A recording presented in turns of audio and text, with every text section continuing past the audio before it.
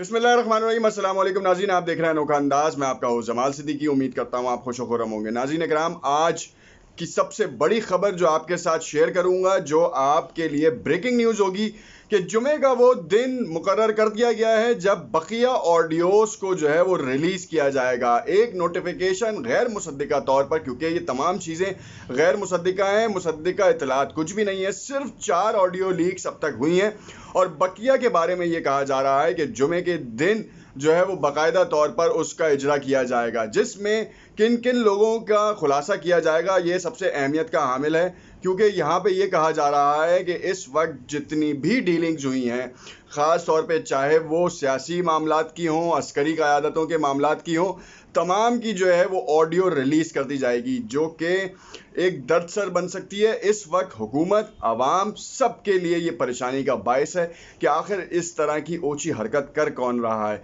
इस वक्त सबसे ज़्यादा शक किस पे जा रहा है, कौन कर सकता है, कहाँ मिल रही है और क्यों की जा रही है। साथ में जो इसहाक डार ने जो हल्फ उठाया है, उसके बाद मईशत का क्या हाल होगा।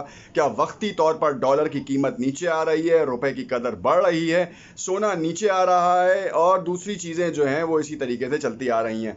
अब देखना यह है कि क्या वाकई इसमें कोई सदाकत है या नहीं। इन सब चीज़ों के ऊपर तफसील से अपने इस वीलॉग पे बात करेंगे। बड़ी अहम खबरें आपके साथ शेयर करेंगे। कुछ ब्रेकिंग न्यूज़ है जो अब तक शायद आपने मीडिया हाउसेस के थ्रू नहीं सुनी हो।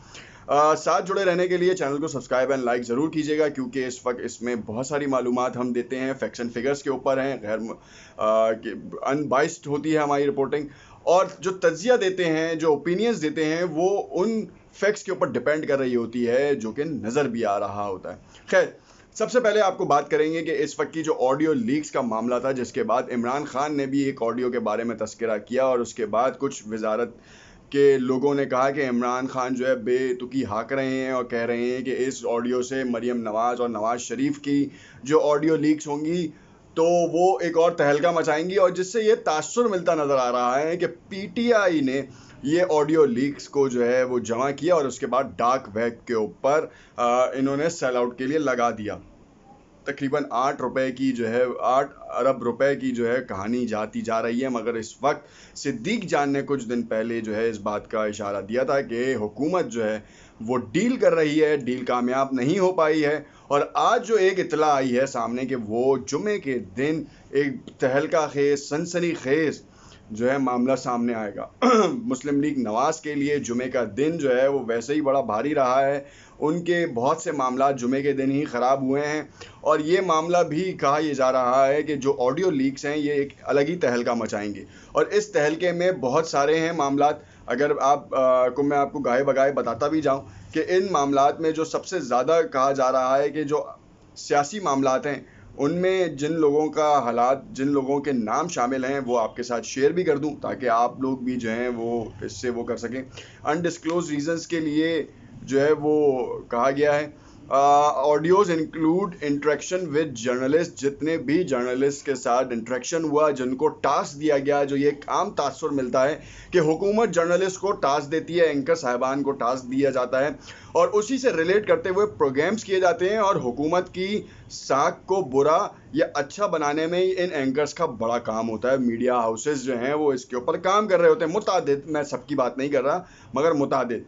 Audios include conversation with government officers.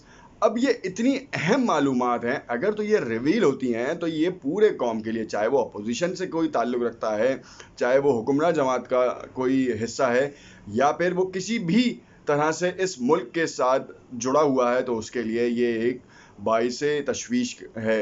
क्योंकि ये इतनी बड़ी मालूमात कैसे बाहर आ सकती हैं, सिक्योरिटी ब्रीच कैसे हो सकती है। आज शहबाज शरीफ साहब ने एक प्रेस कॉन्फ्रेंस, न्यूज़ कॉन्फ्रेंस की, जिसमें उन्होंने मीडिया के हजरात को बुलवाया भी था और बाकायदा तौर पर तमाम टेलीविज़न टेलीकास्ट कर रहा था। और उसमें उन्होंने कैटेगोरिकली इस बात का एतराफ़ किया कि ये सिक्योरिटी ब्रीच है और तशवीश है और इसके ऊपर शफाफ तहकीकात होनी चाहिए।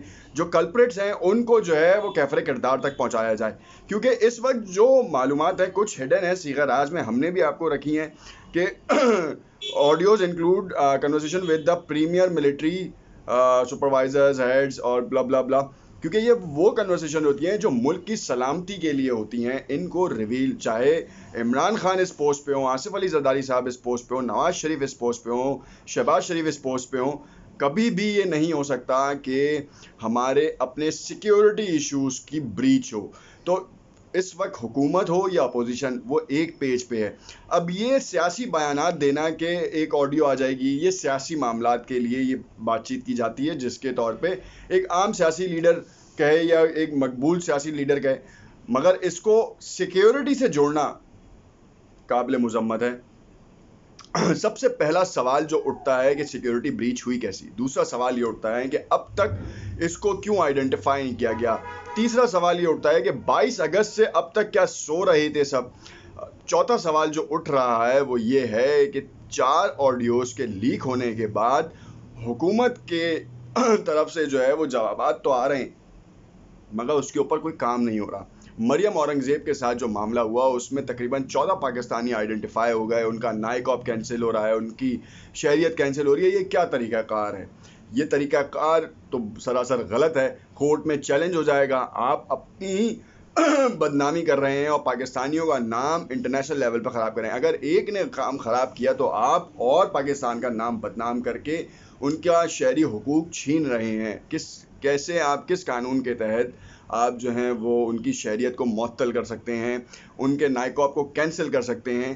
آپ حکمراں جماعت کا بالکل حصہ ہیں, وزارت داخلہ آپ کے پاس ہے, مگر ان چیزوں کے اوپر اور بھی کوئی کام کیے جا سکتے تھے. ان کو جب وہ پاکستان ان کی آمد ہو تو اس وقت اریسٹ کے لیے کام کیا جا سکتا تھا, ان کے خلاف کیس کیا جا سکتا تھا. مگر شہریت معطل کرنے کا مطلب کیا ہے؟ کیا آپ پاکستانی ہونے کا حق چھین لیں گے کسی سے؟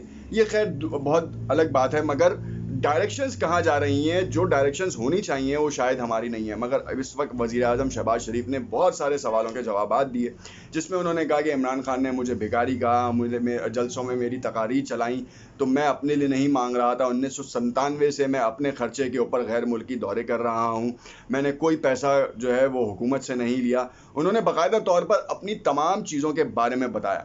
اب عوام فیصلہ کرے کہ کیا واقعی شہباز شریف صاحب صحیح کہہ رہے ہیں یا عمران خان صاحب جو ہیں وہ جذبات میں آ کر جو ہے وہ ایسے بیانات دے رہے ہیں جس سے پاکستان کی سلامتی کو کوئی مسئلہ ہے. کمنٹ میں ضرور اپنی رائے ساجھا کیجیے گا, کیونکہ ہمیں یہ سمجھ نہیں آ رہا, اور یہ سوال صرف آپ کے پاس پھینک رہے ہیں کہ اس کا جواب آپ سے ہم لے سکیں کہ کیا واقعی عمران خان ملک کی سلامتی کے لیے خطرہ بن رہے ہیں, یا پھر یہ سیاسی معاملات ہیں, سیاسی بیانات کے لیے جو ہے عمران خان ملک کی سلامتی کے لیے جو ہے وہ خطرہ ہیں.